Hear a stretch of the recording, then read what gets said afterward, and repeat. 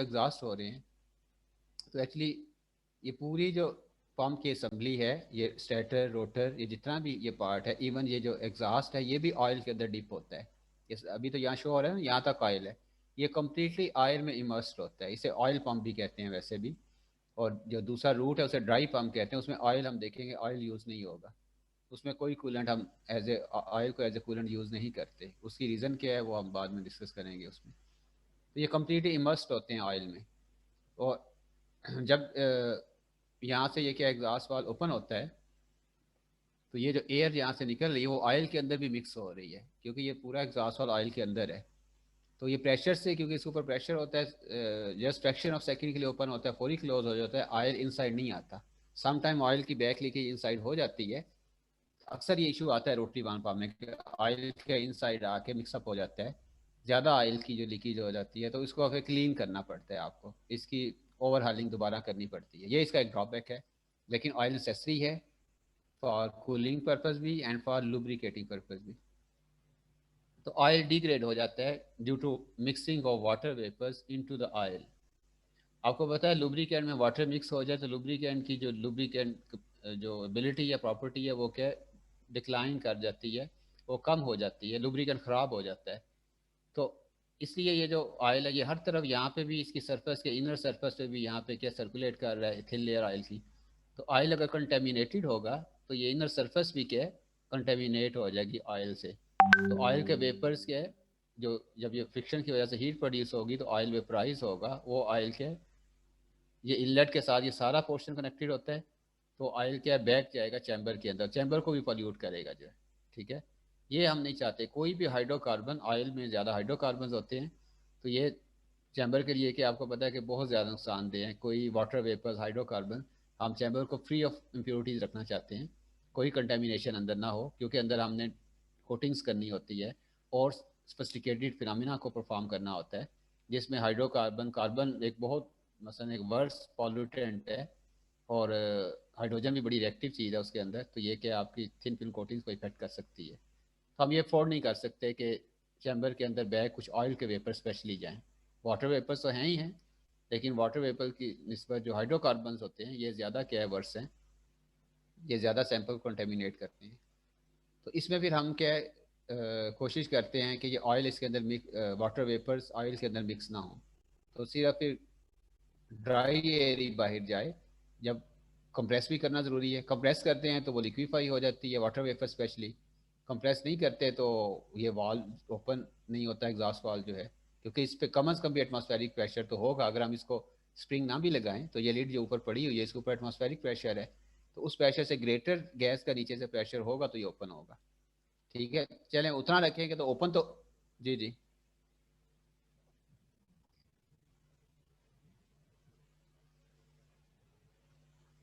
देखिए वो water vapour जो मैंने बताया वो भी रिएक्ट, उसमें ऑक्सीजन और हाइड्रोजन होती है, दोनों रिएक्टिव गैसें हैं, दोनों के रिएक्टिव हैं। ठीक है, और कार्बन जैसे ये हमारी पोल्यूशन है, ये पॉल्यूटेंट है जो है। ठीक है, तो ऑक्सीजन जो है कि हमारे पास सरफेस को जस्ट ऑक्सीडाइज करती है, ऊपर अपर सरफेस को जो है।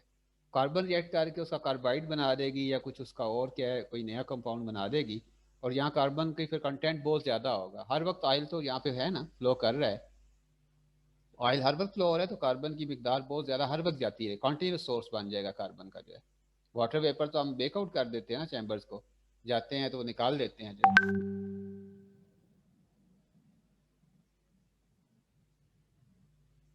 बिल्कुल, उस वो भी कह सकते हैं, बिल्कुल लॉन्ग चेन है। अब उनकी कितनी परसेंटेज कितनी है, इवन ऑक्सीजन भी बहुत ज़्यादा चली जाएगी, तो आपका पूरे का पूरे ही अगर थिन फिल्म ऑक्सीडाइज हो गई है कम्प्लीटली, जितनी उसकी थिकनेस है ना, पूरी थिकनेस ही ऑक्सीडाइज अगर हो गई है, तो फिर आपका वो सैंपल वो मेटल नहीं कहलाएगा। अगर मेटल को कोट कर रहे हैं वो मेटल का ऑक्साइड होगा। और यहाँ पे ज़मीन आसमान का फ़र्क है मेटल और मेटल के ऑक्साइड में, दोनों की प्रॉपर्टी टोटली डिफरेंट है। मेटल कंडक्टर है, ऑक्साइड उसका इंसुलेटर होता है। समटाइम जो मेटल का ऑक्साइड है वो सेमी कंडक्टर बन जाता है, जैसे जिंक ऑक्साइड है। जिंक ऑक्साइड एक फेमस सेमी कंडक्टर है, और जिंक मेटल है, जब उसका ऑक्साइड के सेमी कंडक्टर बन जाता है वो उसकी प्रॉपर्टी उसकी नेचर ही चेंज हो जाती है। तो इसलिए कोई भी एलिमेंट है, हर एलिमेंट अपने लिहाज से वर्स है। हमने जब खास तौर पर नैनो मटेरियल बनाने हैं, हमें अल्ट्रा प्योर फिल्म चाहिए, जितना सोफिस्टिकेटेड एप्लीकेशन के लिए फिल्म कोड कर रहे हैं, जैसे डाटा स्टोरेज है, हार्ड डिस्क के लिए आप थिन फिल्म कोड कर रहे हैं, वो नैनोमीटर में होती है, उसमें चाहे वाटर वेपर्स हों चाहे हाइड्रोकार्बन हों, इक्वली सारे जो है उसके लिए क्या है वो हार्मफुल है। जब कोटिंग हो रही होगी उस तरह अगर ये सारी चीज़ें मिक्सअप हो जाएंगी तो फिर क्या है उसकी वो क्वालिटी को क्या करेंगी, डिस्ट्रॉय करेंगी। अगर ये कंटेमिनेशन हद से ज़्यादा होगी फिर आपको पता है वो मटेरियल रहता ही नहीं है, ऐसा ही होता है ना। तो कंटेमिनेशन को आपने कम से कम रखना है, चाहे वो हाइड्रोकार्बन हो कोई भी हो, इस तरह से जो चीज़ है। ओके, फिर हर एक की एलिमेंट की बॉन्डिंग डिफरेंट स्ट्रेंथ की होती है, हो सकता है हाइड्रोकार्बन की बॉन्डिंग ज़्यादा हो, वीक स्ट्रॉन्ग हो, दूसरे की कम हो, ये सारी फिर डिफरेंट चीज़ें, बहुत सारे फैक्टर आ जाते हैं। तो इसलिए यहाँ पे अब हमने क्या करना है कि ऐसा कोई वे यूज़ करना है कि गैस कंप्रेस भी ना हो और ये वाल्व भी ओपन हो जाए। इसके लिए गैस ब्लास्टिंग प्रोसीजर यूज़ किया जाता है, जिससे गैस कंप्रेस भी नहीं होती और क्या वो क्या वाल्व भी ओपन हो जाता है। वो कैसे वर्क करता है, यहाँ पे आपको ये ब्लास्ट एयर नज़र आ रही है, ये एटमॉस्फेरिक एयर होती है, कोई हमें एक्स्ट्रा सिलेंडर नहीं अटैच करना पड़ता, क्योंकि इनसाइड प्रेशर बाहर की निस्बत कम ही होता है, चैम्बर पम्प के अंदर या चैम्बर के अंदर बाहर की निस्बत से काफ़ी कम होता है प्रेशर। तो जब आप बाई से एटमॉस्फेरिक एयर है, एक वॉल लगा देते हैं, वॉल को ओपन करते हैं तो automatically atmospheric air due to pressure difference inside enter होती है। वॉल कितना ओपन करना है ये सारा कैलकुलेटेड होता है कि कितना वॉल हमें ओपन करना चाहिए, उतना हो कि ये जो एक्स्ट्रा एयर है यहाँ पे आपको नज़र आ रही है, यहाँ पहले ये देखो ये गैस की डेंसिटी आपको नज़र आ रही है, यहाँ पे ज़्यादा पार्टिकल नज़र आ रहे हैं इस रीजन में, कि यहाँ आप गैस के हम बाहर से एंटर कर रहे हैं, ये जो आपको ब्लैक डॉट नज़र आ रहे हैं, तो इससे गैस की डेंसिटी बढ़ा रहे हैं। देखिए प्रेशर दो तरह से बढ़ सकता है। एक आपके पास जैसे आपने पढ़ा हुआ जी कंप्रेशन आइसोथर्मल एक्सपेंशन, आप एक सिलेंडर लेते थे, आप सिलेंडर लेते थे उसके अंदर एक मूवेबल पिस्टन होता था, तो जब पिस्टन को नीचे प्रेस करते थे तो वही गैस कंप्रेस होती थी तो प्रेशर राइज कर जाता था ना सिलेंडर के अंदर, नई गैस नहीं ना एंटर करते थे, उसी कंप्रेस करते थे। अब एक और तरीका भी है, आप पिस्टन को प्रेस ना करें, उसी सिलेंडर में बाहर से कहीं से कोई गैस एंटर करना शुरू कर दें, तो उससे भी आप प्रेशर बढ़ा लेंगे ना उस गैस का उसके इनसाइड, क्योंकि गैस की क्वांटिटी जितनी ज़्यादा हो उतना उसका प्रेशर क्या होता है, ज़्यादा होता है। तो इस तरह से जब हम प्रेशर एग्जर्ट करेंगे तो इससे गैस कंडेंसेशन नहीं होगी, क्योंकि हम उसकी क्वांटिटी बढ़ा के उसका प्रेशर राइज कर रहे हैं, उसे कंप्रेस करके प्रेशर राइज नहीं कर रहे। ठीक है, तो इस तरह से हमारे पास फिर क्या है, हमने एक्स्ट्रा गैस यहाँ पे एंटर कर दी। ठीक है, ये रिस्की भी है, आप बाहर से हम अंदर वाली गैस बाहर निकालने की कोशिश कर रहे हैं, आप बाहर से मजीद एयर अंदर एंटर कर रहे हैं, ये एयर क्या है, ठीक है वॉल को तो ओपन कर देगी, और क्या इसका नुकसान हो सकता है इस एयर का। कंटेमिनेशन मीन लीकेज, हम यहाँ बात करेंगे कि बैक लीकेज होती है। इस पॉइंट टिप यहाँ ये पॉइंट है ना, यहाँ पे ये रोटर रोटेट कर रहा होता है, यहाँ सरफेस से टच कर रहा होता है ना, तो अब बैक लीकेज भी होती है इसमें, जाहिर है नो डाउट ये जो रोटर है हमारा ये टच कर रहा होता है, बड़े फोर्सफुली टच कर रहा होता है इस सरफेस से भी और इस सरफेस से भी, दोनों साइड से। ये स्प्रिंग होता है, जब रोटेट करता है तो सेंट्रीफ्यूगल फोर्स की वजह से स्प्रिंग और स्ट्रेच हो जाता है, ये और फोर्सफुली टच करता है रोटेशन के दौरान। लेकिन फिर भी क्योंकि हमने इस रोटर और स्टेटर की बॉल के दरमियान लुब्रिकेंट की थिन लेयर होती है, ठीक है, तो ज़ाहिर गैप है, हम कह सकते हैं होता है वो फ्रैक्शन ऑफ मिलीमीटर है, 1/10 ऑफ मिलीमीटर, बहुत मान्यूट गैप होता है, फिजिकली हम उसे नेग्लिजिबल कह सकते हैं, लेकिन गैस के मालिक्यूल के लिए वो इतना नेग्लिजिबल नहीं होता, गैस का मालिक्यूल का साइज लेस देन 1 नैनोमीटर होता है, तो ये आप कह लें few nanometer few 100 nanometer gap होता है, जिसमें ऑयल की लेयर होती है, उस ऑयल में से एयर गुजर जाती है, लेकिन गुजरती बहुत कम है। तो रोटेशन के दौरान कुछ एयर बैक भी जाती है, ज़रूर जाती है, लेकिन वो क्या है कि जिस तरह आउट गैसिंग का हमारे पास कोई सोल्यूशन नहीं है, इस तरह ये जो बैक लीकेज होती है, ये कुछ गैस चाहे 1% या लेस देन 1% है, हमारे पास कोई सोल्यूशन नहीं होता, क्योंकि या तो इस रोटर को वेल्ड कर दें इस वॉल के साथ, तो इधर भी वेल्ड कर दें, फिर तो ये रोटेट ही नहीं करेगा।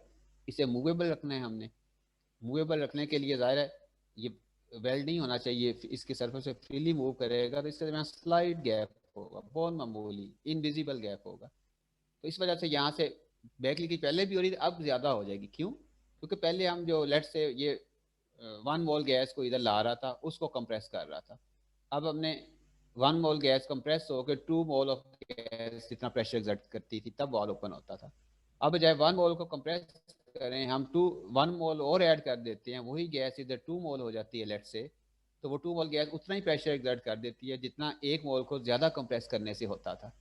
तो अब ज़ाहिर है फिर बैक लीकेज, पहले अगर 10 मालिक्यूल बैक लीकेज हो रहे हैं तो अब कितने हो जाएंगे, गैस की क्वांटिटी डबल कर दी, अब प्रोबेबिलिटी क्या हो जाएगी, लीकेज की भी डबल हो जाएगी ना।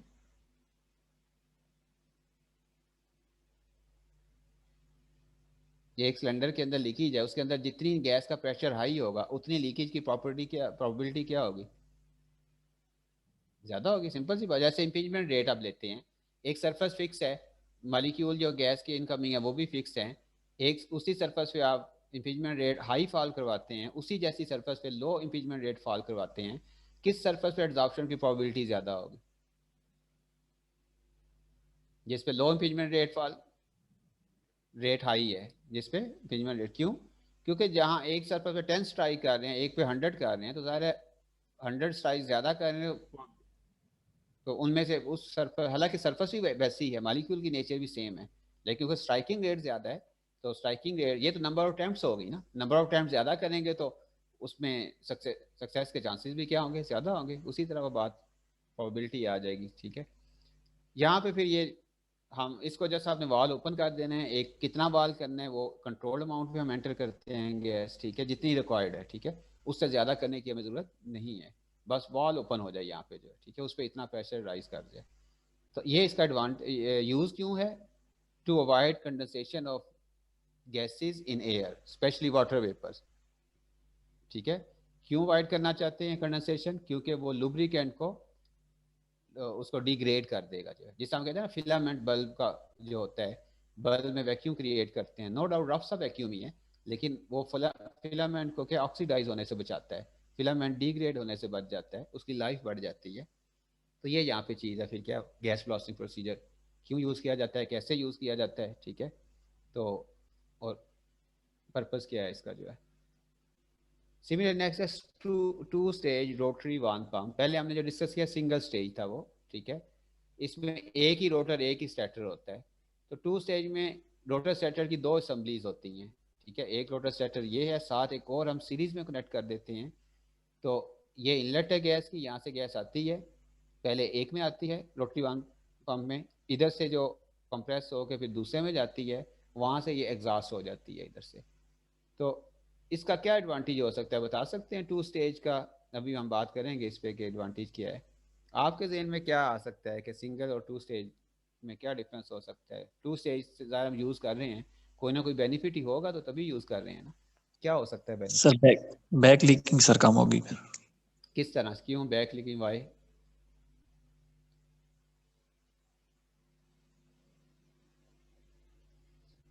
रीज़न बता सकते हो।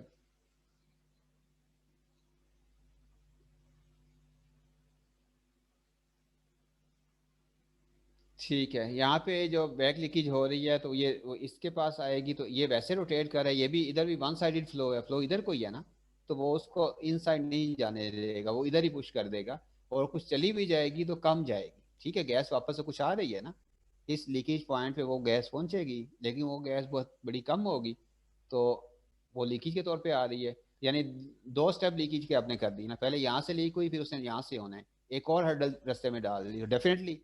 जैसे आप कोई चीज़ को एक छन्नी लेते हैं, डबल अगर ले लें उसकी नेट की, डबल लेयर लगा दें, तो उसके अंदर से ज़्यादा चीज़ें क्या हो जाएंगी ना, वो वॉश आउट हो जाएंगी जो है, ठीक है, अब ज़्यादा चीज़ों को फिल्टर कर सकते हैं जो है, जब फिल्टर पेपर डबल रख देंगे तो फिल्ट्रेशन प्रोसेस ज़रा ज़्यादा हो जाएगा, ठीक है। तो यहाँ पे भी हमारे पास क्या है कि इसके आगे एक और फिल्टर समझ लो आ गया, और जो एग्जॉस्ट है वो इनलेट से दूर होगी, सिंगल में एग्जॉस्ट और इनलेट साथ साथ होते हैं, इधर एग्जॉस्ट है इधर इनलेट है, ठीक है, यहाँ पे, तो इधर गैस कंप्रेस हुई डायरेक्टली, इधर इधर ह्यूज प्रेशर डिफरेंस है, ह्यूज होगा ना, ये इनलेट जस्ट वैक्यूम चैम्बर से अटैच है, जहाँ प्रेशर -2 है -3 है, आहिस्ता आहिस्ता कम होता जा रहा है, जबकि इधर हर दफ़ा आपने कंप्रेस करना है तो इस रीजन में आपने 1000 मिली बार से ज़्यादा करना है, तो इन दो पॉइंट्स के दरमियान ये बड़े क्लोज हैं, और यहाँ पे आपको पता है कि ये वेल्ड भी नहीं है इनर सिलेंडर इसके साथ, ये इसके साथ टच करके रोटेट कर रहा है, तो यहाँ माइन्यूट सा गैप है जिसमें बहुत स्मॉल गैस के बैक लीकेज हो सकती है, और ख़ास तौर पे इस रीजन में जब प्रेशर ज़्यादा होगा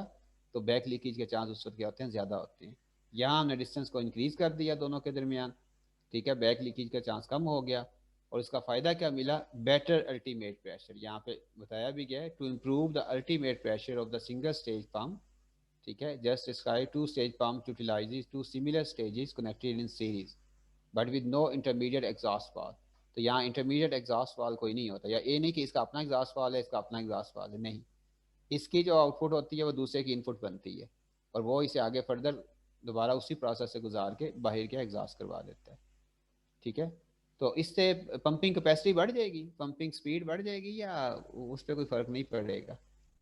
अल्टीमेट प्रेशर तो बेटर करेगा, क्यों? क्योंकि लीकेज कम हो गई है।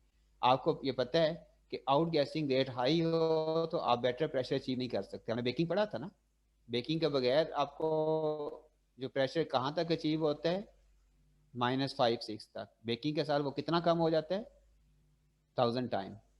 ऐसा ही है ना। तो बेकिंग का फायदा क्या हुआ था कि आउट गैसिंग रेट कम हो गया था। क्या क्या हो गया था? तो हम ज्यादा लोअर प्रेशर अचीव कर लिया ना, उसी पंप से लोअर अचीव किया था ना।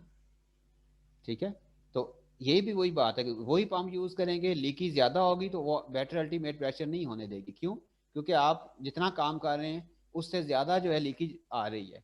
आप 10 वाली को निकालते हैं, 15 बाहर से और आ जाते हैं, तो आपकी नेट आउटपुट क्या कम ही रहती है फिर जो है। ठीक है, तो इस वजह से आप ज्यादा लो प्रेशर नहीं लेके जा पाते। हालांकि पंप की कैपेसिटी होती है लो लेके जाने की, लेकिन इस लीकेज की वजह से इसे आउट गैसिंग समझ लें। ठीक है, उसकी वजह से कि आपका अल्टीमेट प्रेशर बेटर नहीं हो पाता। तो पंपिंग स्पीड लेट से 10 लीटर पर सेकंड है सिंगल स्टेज की, तो 2 स्टेज की डबल हो जाएगी, 20 हो जाएगी। जी शाबाश, कोई बताएं, रीजन भी बताएं, जस्टिफाई भी करें। डबल हो जाएगी 2 स्टेज की पंपिंग स्पीड। दोनों सेम स्पीड से रोटेट कर रहे हैं, एक ही शाफ्ट है जो दोनों को रोटेट करवाती है, इसको भी और उसको भी, स्पीड दोनों की रोटेशन सेम है। ओवरऑल नेट इफेक्ट क्या होगा जब दो को कनेक्ट करेंगे, तो क्या होगा ऐसा कि 20 लीटर पर सेकंड हो जाए या जितनी भी सर पर नहीं आवर होगा, हो। क्यों? क्योंकि सर चैम्बर के साथ तो एक ही कनेक्ट है ना हमारे पास। हम्म, ठीक है। हाँ, क्योंकि इसकी आउटपुट इसकी इनपुट बन रही है, तो वो पहले उसने इसमें से गुजरना है, फिर उसने उसी अमाउंट ने इसमें से गुजरना है। ठीक है, तो इससे कोई फर्क नहीं पड़ रहा, जस्ट ये हो रहा है कि बैक लीकेज कम हो रही है और आपका आउटलेट और इनलेट में गैप बढ़ गया है अब ज्यादा, तो इस वजह से बेटर अल्टीमेट प्रेशर आप अचीव करो। ये बड़ी अचीवमेंट है। हम हमें अल्टीमेट प्रेशर बेटर चाहिए होता है। ठीक है, जैसे एक पंप की कैपेसिटी -3 है, अगर वो हमें -1 दे रहा है मिली बार, तो हमें चाहिए -3।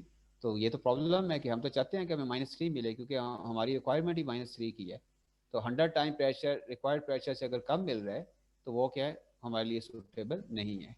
ये इस चीज़ यहाँ ग्राफ से भी क्लियर है, पंपिंग स्पीड कर्व है ये, प्रेशर और वर्सेस पंपिंग स्पीड में ग्राफ है। यहाँ पे एक्स एक्सिस में प्रेशर है और वाई एक्सिस में क्या है, पंपिंग स्पीड है। पंपिंग स्पीड क्या होती है, वॉल्यूमेट्रिक फ्लो रेट को कहते हैं। ठीक है, यूनिट यूज हो रही है क्यूबिक मीटर पर आवर।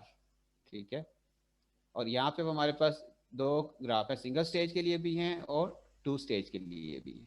ठीक है, सिंगल स्टेज में फिर गैस ब्लास्टिंग के साथ भी हैं और विदाउट गैस ब्लास्टिंग भी है। गैस ब्लास्ट वाली कर्व डॉटेड लाइन है और विदाउट गैस ब्लास्ट है वो क्या, कंप्लीट लाइन है। फिलहाल हम सिंगल स्टेज का ग्राफ देखते हैं। सिंगल स्टेज का ग्राफ अगर इसको एक्सप्लेन करना चाहे, कैसे एक्सप्लेन करेंगे?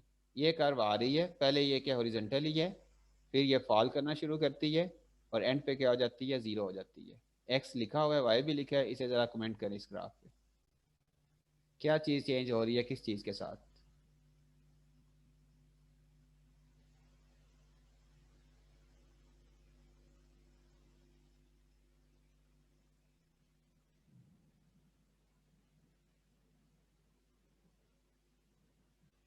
प्रेशर के चेंज करने से स्पीड चेंज हो रही है। ठीक है, अब इसको अगर दूसरी तरह से बताया जाए, वो ऐसा ही रहा है कि शुरू में पंपिंग स्पीड मैक्सिमम है, ये वाई में पंपिंग स्पीड कितनी है, ऑफ द ऑर्डर 10 क्यूबिक, 10 से 20 है रफली। ठीक है, जैसे लिखा 10 क्यूबिक मीटर पर आवर है। ठीक है, और वो कांस्टेंट रहती है काफ़ी लॉन्ग टाइम के लिए।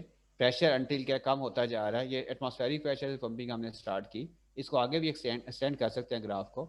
हम पंपिंग 1000 से स्टार्ट करते हैं, 10⁻²है, आगे 10⁻³ लिख लें, और ये ग्राफ क्या है, ऐसे स्ट्रेट ही रहेगा। तो ये क्या कहते हैं कि पंपिंग स्पीड मैक्सिमम होती है और कांस्टेंट होती है जब तक क्या प्रेशर ज़्यादा फॉल नहीं करता। 1 है, 0 है, इवन 10⁻⁻1 मिली बार, 10⁻1 मिली बार तक, उससे बाद भी -1 मिली बार तक रफली क्या पंपिंग स्पीड क्या कांस्टेंट है। उसके बाद ये फॉल करना शुरू कर देती है, कम होना शुरू हो जाती है। यानी पहले जिस स्पीड से पंप काम कर रहा था शुरू में एटमॉस्फेरिक प्रेशर पे, अब उसकी वो कैपेसिटी उतनी नहीं रहती। अब उसकी पंपिंग स्पीड है जो फ्लूइड वो मूव कर रहा है पर आवर फ्लो कर रहा है, वो कम होना शुरू हो जाता है जो है। ठीक है, तो हमने लास्ट टाइम भी न्यूमेरिकल में भी और चैप्टर 4 के स्टार्ट में भी गैस फ्लो एंड पंपिंग में ये कहा था कि पंपिंग स्पीड एक कांस्टेंट पैरामीटर होता है। तो नो डाउट ये कांस्टेंट ही है, मैक्सिमम रेंज तक ये कांस्टेंट ही रहता है, क्योंकि ये प्राइमरी वैक्यूम पंप है, ये प्राइमरी वैक्यूम के लिए डिज़ाइन किया गया है। जब तक गैस कंटिन्यू फ्लो रजीम में ही रहती है उस वक्त तक पंपिंग स्पीड मैक्सिमम ही रहेगी। ठीक है, लेकिन अगर गैस कंटिन्यू से मॉलिक्यूलर की तरफ जब शिफ्ट होना शुरू हो जाती है तो ग्रेजुअली क्या है हमारे पास क्या है, फिर ये पंप क्या है, क्योंकि कंटिन्यू के लिए डिज़ाइन किया गया है, तो आहिस्ता आहिस्ता उसकी पंपिंग स्पीड क्या कम होना शुरू हो जाती है। और जब वो अल्टीमेट प्रेशर अचीव हो जाता है उस वक्त पंपिंग स्पीड जीरो हो जाती है। मीन क्या प्रेशर में कोई चेंज नहीं आ रही। अब जो आप पंप कर रहे हैं जो इन आ रही है वही आउट जा रही है, जो इन आ रही है वही क्या आउट जा रही है। प्रेशर में फर्दर चेंज कोई नहीं आ रही। चेंज कब आती है, जब आउट ज़्यादा जाए और इन क्या हो, कम हो। ऐसे ही होता है ना। नेट फॉल प्रेशर तभी करेगा ना अगर एक सिलेंडर में गैस जितनी एंटर कर रहे हैं उतनी वहां से निकालते जा रहे हैं, तो सिलेंडर के प्रेशर में चेंज आएगी कोई? नहीं, नहीं आएगी। ठीक है, तो ये चीज़ है कि पंपिंग स्पीड कांस्टेंट ही रहती है। आगे हम मॉलिक्यूलर में भी देखेंगे एक खास रेंज तक वो कांस्टेंट रहती है, जो प्योर कॉन्टिन्यू रेंज है या प्योर मॉलिक्यूलर रेंज है। मॉलिक्यूलर रेंज में भी हम देखेंगे वो -3 के बाद स्टार्ट होती है, -3, -4, -5, -6 तक या -7 तक ऑलमोस्ट वो कांस्टेंट रहेगी और मैक्सिमम रहेगी। उसके बाद जब -8, 9 सेकेंडरी वैक्यूम से अल्ट्रा वैक्यूम की तरफ मूव करना शुरू करते हैं ग्रेजुअली, तो वो क्या है हमारे पास क्या है, फिर वो क्या चेंज होना शुरू हो जाती है। क्योंकि आपको पता है ट्रांजिशनल स्टेट होती है ना in between continuum and molecular, आती है ना ट्रांजिशनल स्टेट। ठीक है, तो ये रफली इसमें कुछ फैक्टर आना शुरू हो जाता है नेक्स्ट स्टेज का जो है। तो इसलिए या आप देखिए फिर भी ह्यूज रेंज है, 10⁻⁻1 तक 1000 से लेके या -1 तक रफली ये क्या कांस्टेंट ही है, उसके बाद रैपिडली फॉल करती है। तो ये यहाँ पे 10,000 टाइम प्रेशर फॉल हो चुका है, 1000 के रिस्क -1 या 10,000 टाइम। तो ओवरऑल हम कह सकते हैं किसी भी पंप की पंपिंग स्पीड क्या कांस्टेंट ही होती है। अच्छा, अब क्या फ़र्क पड़ा है कि गैस ब्लास्टिंग के साथ कर्व जो है आ रही है पहले कांस्टेंट है मैक्सिमम में, फिर क्या उसी तरह से फॉल उसी तरह से की है, लेकिन इस और इस कर्व में क्या चेंज बताएंगे?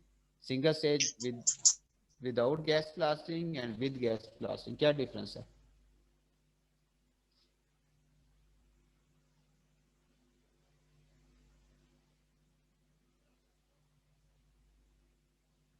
उसमें अल्टीमेट प्रेशर, ये यहाँ पे पंपिंग स्पीड जीरो हो जाती है, उस प्रेशर को क्या कहते हैं? Ultimate pressure. इसका अल्टीमेट प्रेशर कम है। ठीक है, यानी ये बेटर अल्टीमेट प्रेशर है, यहाँ पे बेटर वैक्यूम है कह लें। इधर प्रेशर हाई है ना, pressure high mean bad vacuum. तो गैस ब्लास्टिंग के साथ अल्टीमेट प्रेशर आपको बेटर नहीं मिल रहा। कितना फर्क है? कम अज कम भी 100 टाइम्स डिफरेंस है। ये -2 के करीब है, ये 10⁻01 के करीब है जो है। ठीक है, 10 से 100 टाइम्स तक क्या प्रेशर में डिफरेंस आ रहा है विद और विदाउट गैस ब्लास्ट। वजह क्या है हम बता चुके हैं। बेटर अल्टीमेट प्रेशर क्यों नहीं मिल रहा गैस ब्लास्टिंग के साथ?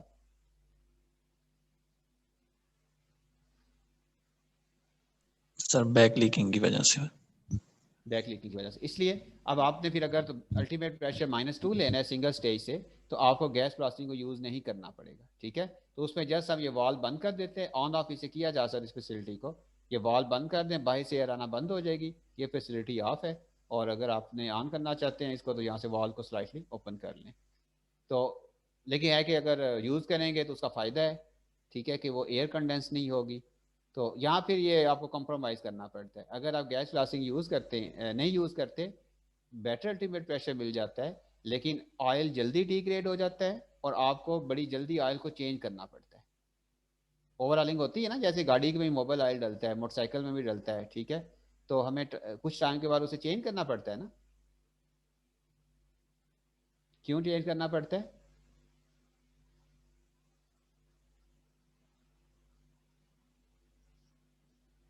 हाँ, लुब्रिकेशन प्रॉपर्टी, उसकी लुब्रिकेटिंग प्रॉपर्टी कम हो जाती है। ठीक है, अब उसमें वो चिकनाहट सी वो नहीं रहती है, क्योंकि वो बार बार यूज़ हो रहा है पिस्टन्स के दरमियान, जो मूविंग पार्ट्स है उनके दरमियान यूज़ हो कि वो क्या डिग्रेड हो जाता है जो। ठीक है, ठीक है, कंटेमिनेशन उसकी नहीं हो रही, लेकिन वो डिग्रेड हो रहा है बार बार। ऑयल एक आपने कहीं ग्रीस लगाई है, ऑयल लगाया दो मूविंग पार्ट्स के दरमियान, कुछ अर्से के बाद आपको नई लेयर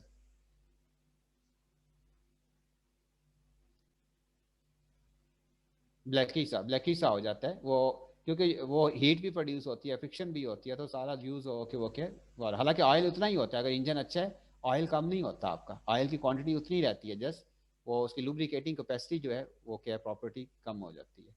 तो आपको नहीं चेंज करेंगे टाइम पे तो क्या होगा, इंजन डिस्ट्रॉय हो जाएगा ना, इंजन सीज हो जाएगा जो है, ठीक है, खत्म हो जाएगा, आपको इंजन की ओवरहालिंग करनी पड़ेगी।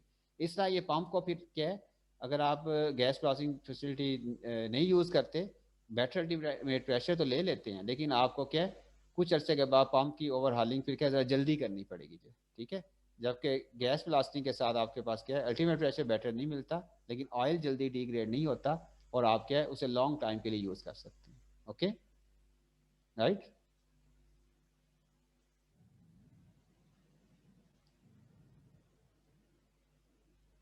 हाँ हाँ, यूज़ किए हुए हैं, क्यों। हम्म।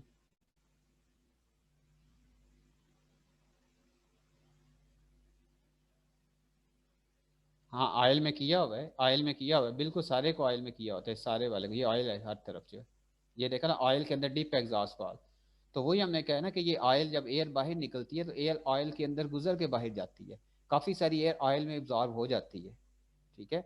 अगर खाली एयर एब्जॉर्ब हो ना तो ऑयल इतना ख़राब नहीं होता, लेकिन वाटर वेपर्स अगर एब्जॉर्ब हो जाए ऑयल में तो फिर उसकी लुब्रिकेशन कैपेसिटी क्या हो जाती है, जल्दी कम हो जाती है, राइट। ठीक है ना, ड्राई एयर का इतना इशू नहीं है, ठीक है, वो भी ज़्यादा एब्जॉर्ब हो रही है, कुछ ना कुछ उसको करेगी, डिग्रेड करेगी, लेकिन पानी मिक्स हो जाए, वाटर मिक्स हो जाए किसी ऑयल में तो वो उसको बड़ा मतलब बहुत ज़्यादा जल्दी डैमेज करता है उसकी लुब्रिकेटिंग कैपेसिटी को जो है, ठीक है। तो ये वॉल अंदर होता है, तो इसमें अक्सर ये प्रॉब्लम रोटरी में आता है, ऑयल की बैक लीकेज हो जाए, जैसे ये वॉल अंदर डिप है ना, एग्जॉस्ट वाल्व है, ठीक है, तो वो क्या ऑयल बैक भी आ, नो रिटर्न वाल इसके आगे लगाया होता है हमने। नो रिटर्न वाल क्या होता है, जो सिर्फ वन साइडेड एयर को जाने देता है, एयर को बैक नहीं आने, ऐसे वाल लगे होते हैं ना। वाटर में भी इवन क्या है, ये वाटर का फ्लो हो रहा होता है, टैंकियों में भी हमने नो रिटर्न वाल लगाया होता है ना अक्सर, ताकि बैक पानी ना आए, ठीक है, सिर्फ वन डायरेक्शन में जाए फिर वापस ना आए, मोटर ऊपर फेंक रही है ना, उधर से वापस ना आए जो है, ठीक है। ओके, तो यहाँ पे फिर वन साइड उसमें फ्लो होता है, ठीक है, तो बैक चीज़ नहीं आती फिर। यहाँ पे अब हमारे पास फिर क्या है, ये सिंगल स्टेज के लिए थी, टू स्टेज के लिए अब देखें, पंपिंग स्पीड देखें जो हमने अभी बात की थी, सेम ही आ रही है ना कर्व में, हाइट सेम है ना, वही है ना टू स्टेज के लिए। पंपिंग स्पीड वाई एक्सिस की वैल्यू क्या है, वही ग्राफ वहीं से शुरू हो रहा है ना, कांस्टेंट भी है, फिर फॉल करना शुरू करती है। फर्क सिर्फ क्या है सिंगल से टू स्टेज की कर्व में,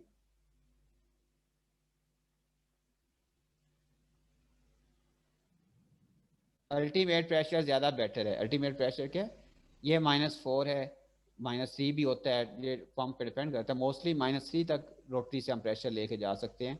-4 तक जाने के लिए रोटरी और नेक्स्ट जो रूट पंप है हम दोनों को इकट्ठा कनेक्ट करते हैं सीरीज में, तो तब प्रेशर ज़्यादा बेटर हमें मिलता है थोड़ा।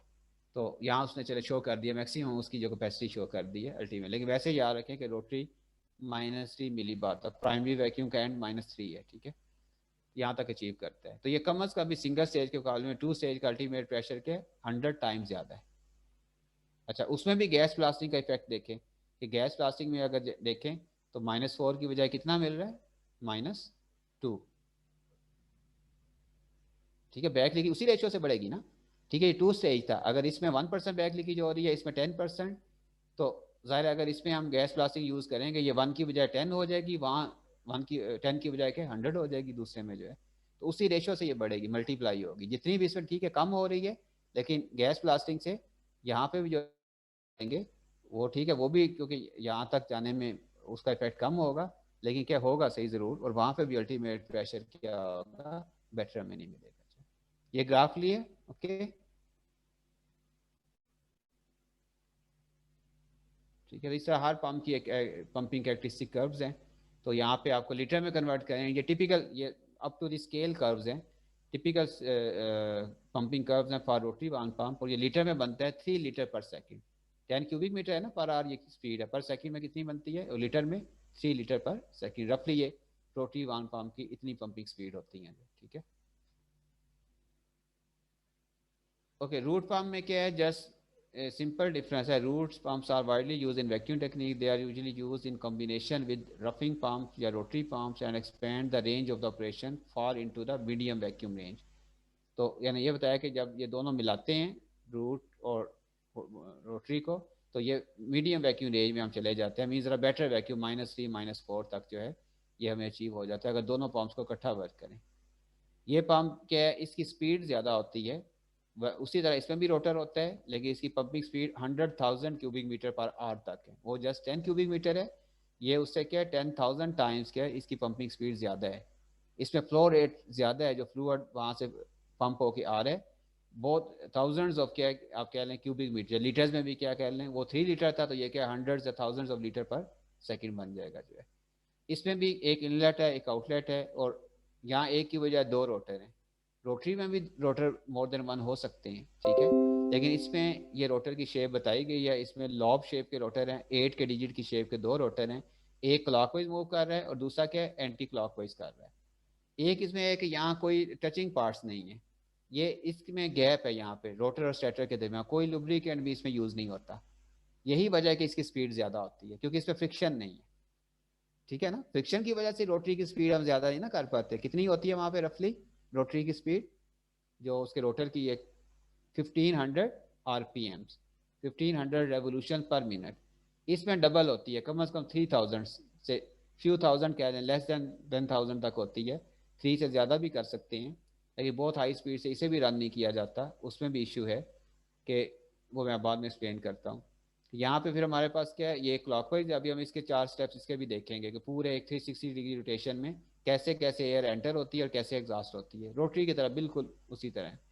फ़र्क क्या है, मेजर डिफरेंस क्या है, यहाँ कोई टचिंग पार्ट नहीं है, कोई फ्रिक्शन नहीं है, इसलिए लुब्रिकेंट इसमें यूज़ नहीं करना पड़ता, कूलेंट भी इसमें यूज़ नहीं करना पड़ता, क्योंकि ये पार्ट्स इतने हीटअप नहीं हो रहे हैं जो, इसलिए हमें कूल भी नहीं करना पड़ेगा, ठीक है।